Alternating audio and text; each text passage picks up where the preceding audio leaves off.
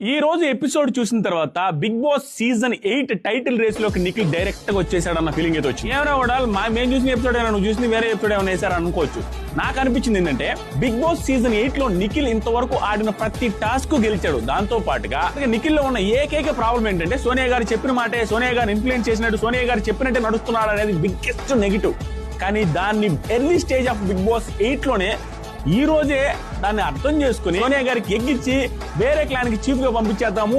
ఈ ఇన్ఫ్లుయెన్స్, ఆ స్ట్రగుల్, ఆ స్ట్రెస్ నేను తట్టుకోలేకపోతున్నాను. ప్రతిదానికి నిల్చో, కూర్చో, తిను, తాగు, ఏంటిది నాకు అర్థం. నా గర్ల్ ఫ్రెండ్ చెప్తేనే నేను సిగరెట్ మానేలేదు, ఈవిడ సిగరెట్ మానేలేదు అని చెప్పి అందరి ముందు అంటే నేను తీసుకోలేకపోయాను అనేది అవుట్ బర్స్ట్ అయిన విధానం వస్తుంటే ఖచ్చితంగా నిఖిల్ కి క్లారిటీ వచ్చేసింది. జనాలు ఏదైతే అనుకుంటున్నారనేది సేమ్ నిఖిల్ ఫీల్ అవ్వడం అనేది నాకు టైటిల్ రేస్ లోకి వచ్చాడు రా, తప్పు తెలుసుకున్నాడు రా, ట్రాక్ లో పడ్డాడు రా అన్న ఫీలింగ్ అయితే నాకు వచ్చింది. ఇది ఎలా కంటిన్యూ చేస్తాడో, ఆవిడతో రిలేషన్ ఎలా ఉంటుంది, తర్వాత గేమ్ లో ఇలాగే ముందుకెళ్తాడా